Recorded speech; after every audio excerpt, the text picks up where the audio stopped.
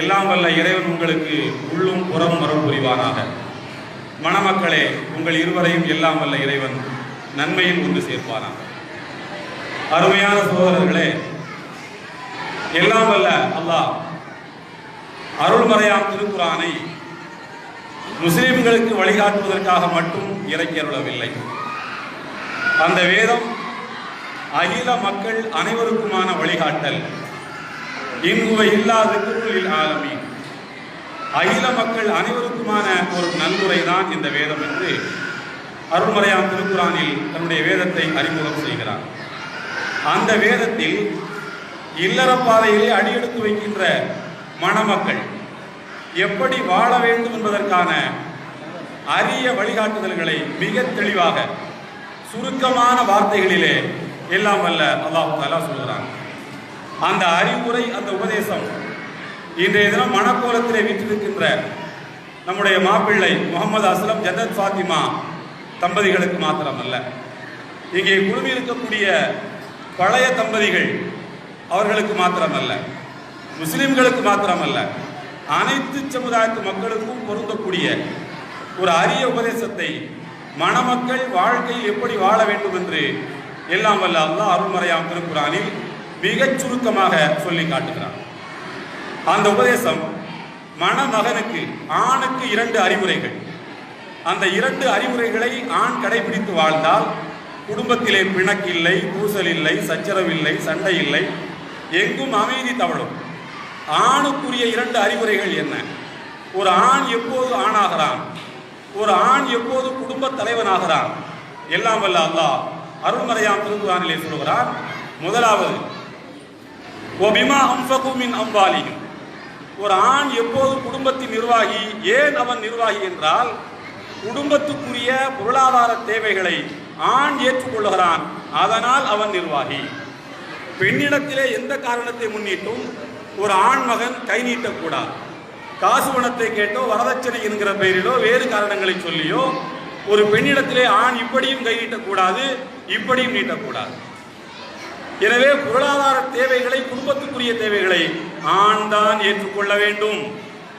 ஒரு பெண்ணுக்கு உழைப்பு இருந்தாலும், சொத்து இருந்தாலும், வருமானம் இருந்தாலும், குடும்பத்துக்குரிய தேவைகளுக்காக அந்த பெண்ணிடத்திலே ஆண் அந்த பணத்தை பெறுவதற்கு உரிமை இல்லை. பெண்ணாக விரும்பி கொடுத்தால் ஏற்றுக்கொள்ளலாம். குடும்பத்துக்குரிய பொருளாதார தேவைகளை ஆண் தான் ஏற்றுக்கொள்ள வேண்டும். அல்லாஹ் சொல்கிறான், ஒபிமா அம்ஃபகு மின் அம்வாலிஹிம். ஆணுக்குரிய 2வது இலக்கணம், ஒரு ஆண் எப்போது ஆணாகிறான், ஒரு ஆண் எப்போது குடும்ப தலைவனாகிறான், எல்லாம் வல்ல அல்லாஹ் சொல்லி காட்டுகிறான். வாஷிருஹுன்ன பில் மாரூஃப், பெண்களிடத்திலே ஆண்களாகிய நீங்கள் தான் விட்டு கொடுக்க வேண்டும் என்று சொல்கிறான். பெண்கள் அல்ல விட்டு கொடுக்க வேண்டியவர்கள், ஆண் தான் விட்டு கொடுக்க வேண்டும் என்று சொல்கிறான். நாம் என்ன சொல்கிறோம்? நீ பொண்ணாக பிறந்து விட்டாய், நீதான் விட்டு கொடுக்க வேண்டும் என்று சொல்கிறோம்.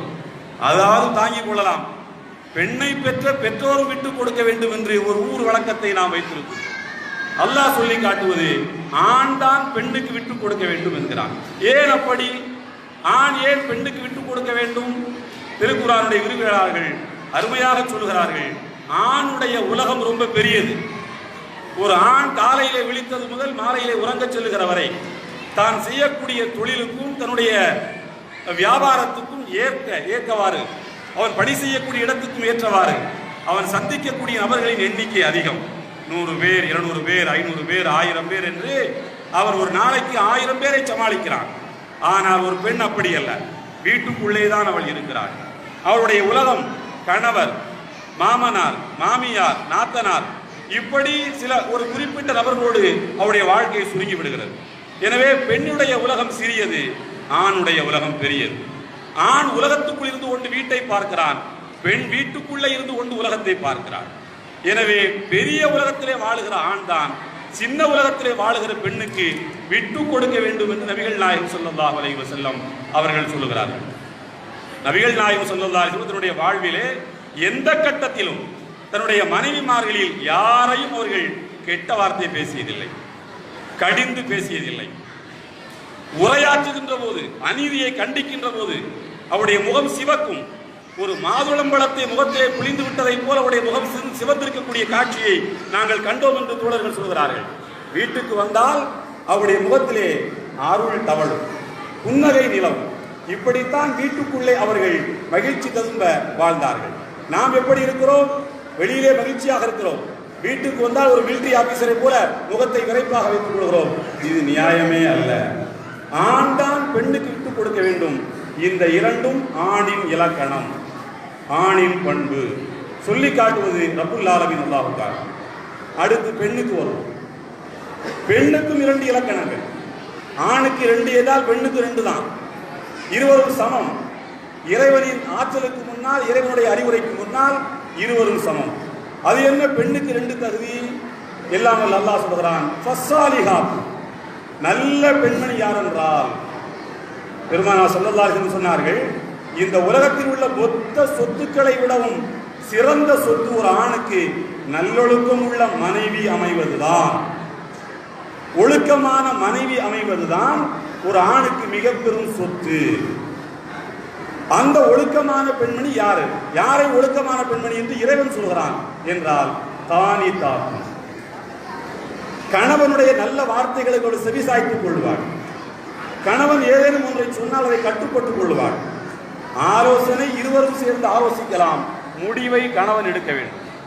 கணவன் முடிவெடுத்தால் மனைவி அதற்கு செவி சாய்த்துக் கொள்வாள், கட்டுப்பட்டுக் கொள்வாள். தானி தாக்கும், இது ஒரு பெண்ணுக்குரிய முதல் இலக்கணம். இரண்டாவது இலக்கணம் ரொம்ப முக்கியமானது. அல்லாஹ் சொல்கிறான், ஹாஃபிதாத்துன் லில் கைபி பிமா ஹஃபிதல்லாஹ். கணவன் வீட்டில் இல்லாத போது எதையெல்லாம் பாதுகாக்க வேண்டும் என்று இறைவன் சொல்லியிருக்கின்றானோ அவை அனைத்தையும் அவள் பாதுகாத்துக் கொள்வாள். தன்னை, தன் மானத்தை, குடும்பத்தின் கௌரவத்தை, கணவன் தன்னிடத்திலே நம்பி ஒப்படைத்திருக்கக்கூடிய காசு பணங்களை, அந்த கணவன் வழியாக தனக்கு இறைவன் வழங்கிய குழந்தை செல்வங்களை அனைத்தையும் பொத்தி பொத்தி பாதுகாத்துக் கொள்வாள். கணவன் வீட்டில் இல்லாத போது பிமா ஹஃபிதல்லாஹ், இறைவன் பாதுகாக்க சொன்ன அனைத்தையும் அவள் பாதுகாத்துக் கொள்வாள் என்று எல்லாம் வல்ல அல்லாஹ் தஆலா அருள்மறையாம் திருக்குர்ஆனிலே பெண்ணுக்கும் 2 அறிவுரைகளை சொல்லி காட்டுகிறார். அதற்கடுத்து இவர்களெல்லாம் இன்றைக்கு வாழ்க்கை பாதைக்கு வழியனுப்பி வைக்கிறோமே, வாழ்த்துக்கள் என்று சொல்லி வழியனுப்பி வைக்கிறோமே. பாரக்கல்லாஹு லக வ பாரக அலைக வ ஜமா பைனகுமா ஃபீ கைர் என்று சொல்லி அனுப்பி வைக்கிறோமே. நமக்கு ஒரு கடமை இருக்கிறது. அந்த திருமணத்தை நடத்தி வைக்கின்ற பெரிய மனிதர்களுக்கு, உற்றார் உறவினருக்கு, ஊர் மக்களுக்கு ஒரு கடமை இருக்கிறது. அது என்ன கடமை என்றால், கணவனுக்கும் மனைவிக்கும் இடையிலே அன்பும் பாசமும் பொங்கி வழியக்கூடிய வார்த்தைகளை மாத்திரம்தான் நாம் சொல்ல வேண்டும். ஒருவரை பற்றி இன்னொருடத்திலே போட்டுக் கொடுப்பது, அந்த குடும்பத்தை பற்றி இந்த குடும்பத்திடத்திலே போட்டுக் கொடுப்பது, இதுவெல்லாம் நியாயமானதல்ல. ஒரு சமுதாயத்தின் கடமை கணவனுக்கும் மனைவிக்கும் இடையிலே நல்ல உறவுகளை ஏற்படுத்தக்கூடிய வார்த்தைகளை தான் சொல்ல வேண்டும் என்று எல்லாம் வல்ல அல்லாஹ் தஆலா அருள்மறையாம் திருக்குர்ஆனிலே சொல்லி காட்டுகிறார். நபிகள் நாயகம் ஸல்லல்லாஹு அலைஹி வஸல்லம் ஒரு புதுமா பிள்ளை வந்தார். புதுமா பிள்ளை வந்து, அல்லாஹ்வுடைய திருத்தூதரே, எனக்கு இப்போதான் கல்யாணம் நடந்திருக்கு, நான் என்னுடைய மனைவி இடத்திலே எப்படி நடந்து கொள்ள வேண்டும் என்று கேட்டார். நபிகள் நாயகம் ஸல்லல்லாஹு அலைஹி வஸல்லம் சொன்னார்கள், அன் தக்ஸூஹா இதக்த சைத, நீ புத்தாடை அணியும் போதெல்லாம் உன்னுடைய மனைவியினுடைய நினைவு உனக்கு வர வேண்டும். அவளுக்கு நீ புத்தாடை வாங்கி கொடுக்க வேண்டும். புத்தனி மகா இதா தழித்த, நீ நல்ல சாப்பாடு சாப்பிடும் போதெல்லாம் உன்னுடைய மனைவி நினைவு உனக்கு வர வேண்டும். அவளுக்கு நல்ல சாப்பாடு நீ கொடுக்க வேண்டும். அதற்கடுத்து பெருமானார் சொன்னார்கள், வலா துகப்பிஹா, அசிங்கமான வார்த்தைகளை வீட்டுக்குள்ளே பேசாதே, கெட்ட வார்த்தைகளை வீட்டுக்குள்ளே பேசாதீங்க. கெட்ட வார்த்தைகள் திரும்ப திரும்ப எந்த வீட்டுக்குள்ளே ஒலித்துக் கொண்டே இருக்கிறதோ அந்த வீட்டிலே வளர்கிற குழந்தைகள் கூச்சமில்லாமல் வளர்வார்கள். வெக்கங்கெட்டு போய்விடும். வெக்கங்கெட்ட ஒரு வீட்டுக்குள்ளே இருந்து நல்லவர்கள் உற்பத்தியாக முடியாது. எனவே நீங்கள் வீட்டுக்குள்ளே அசிங்கமான வார்த்தைகளை பயன்படுத்தாதீர்கள். மனைவியினுடைய அழகை நீ பாராட்டிக் கொண்டே இரு. பெண் பாராட்டை விரும்புவாள், ஆண் மரியாதையை விரும்புவான். ஆண் என்ன சொல்லுவான்? என்ன மதிக்கவே இல்லை என்று சொல்லுவான், தான் சொல்லுவான். பொம்பளை என்ன மதிக்கலன்னு சொல்ல மாட்டான். ஆண் தான் சொல்லுவான் என்ன மதிக்கல. ஆண் எதிர்பார்ப்பது மரியாதையை, பெண் எதிர்பார்ப்பது பாராட்டை. சாப்பாடு நல்லா இருக்கு, நேற்றை விட இன்னைக்கு நல்லா இருக்கு, பாராட்டுங்கள், புகழுங்கள். அப்படி புகழ்ந்து கொண்டே இருந்தால் வாழ்க்கை சந்தோஷமாக இருக்கும். அடுத்து நபிகள் நாயகம் ஸல்லல்லாஹு அலைஹி வஸல்லம் 5வது சொன்னார்கள், ரொம்ப முக்கியமானது. வலா தஹ்ஜுருஹா இல்லா ஃபில் பைத். உன்னுடைய மனைவியினுடைய தவறுகளை நீ கண்டிக்க வேண்டும் என்றால் வீட்டுக்குள் வைத்துத்தான் கண்டிக்க வேண்டும் என்கிற பொது இடத்திலே வைத்து உங்களுடைய மனைவியின் தவறுகளை நீங்கள் கண்டிக்க கூடாது. மனைவி ஒரு பெண் மனிதன் என்ற அடிப்படையிலே உங்களிடத்திலே தவறுகள் இருப்பதை போல மனைவியிடத்திலே தவறு இருக்கலாம். மனைவியினுடைய தவறை சுட்டிக்காட்ட வேண்டிய இடம் வீட்டுக்குள்ளே வைத்துத்தானே தவிர வெளியிலே அல்ல. அவருடைய கௌரவத்தை பங்கப்படுத்தக்கூடிய வகையிலே நீங்கள் நடந்து கொள்ளக்கூடாது. உனக்கு மானம் இருப்பதை போல, உனக்கு மரியாதை இருப்பதை போல அவளுக்கு மானம் உண்டு, மரியாதை உண்டு, கௌரவம் உண்டு, சொல்லப்போனால் ஒருபடி அதிகமாகவே உண்டு. ஆகையினால் அந்த கௌரவம் பாழ்பட்டு போகக்கூடிய வகையிலே உன்னுடைய மனைவியிடத்திலே நீ நடக்காதே என்று நபிகள் நாயகம் ஸல்லல்லாஹு அலைஹி வஸல்லம் சொன்னார்கள். அன்பு சகோதரர்களே, இப்படி அறிவுரைகள் ஏராளம் இருக்கின்றன. பொதுவாக திருமண நிகழ்ச்சிகளிலே பேச்சுக்களை குறைத்துக் கொள்ள வேண்டும் என்கிற கட்சியை சார்ந்தவன் நான். சில பேர் பேச வேண்டும் என்று கட்சி உள்ளவர்கள் இருப்பார்கள், பேசக்கூடாது, இப்படி பேசினாலும் ரொம்ப குறைவாக பேச வேண்டும் என்கிற கட்சியை சார்ந்தவன் நான். அடுத்து உங்களுக்கு நான் மூன்று அறிவுரைகள், திருக்குர்ஆனுடைய அறிவுரைகள்.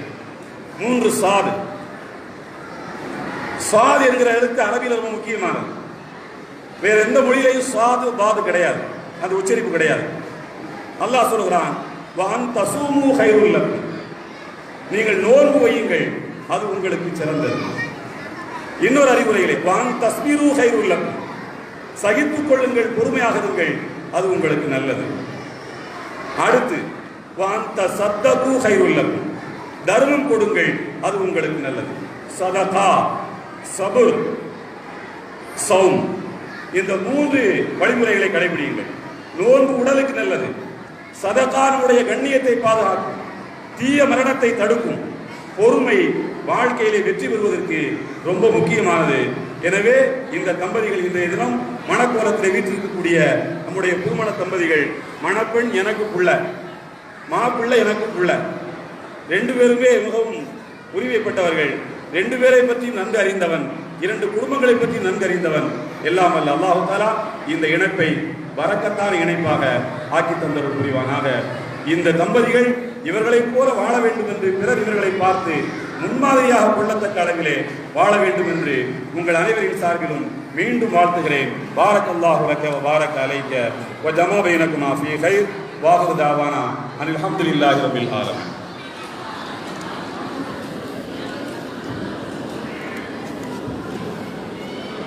doing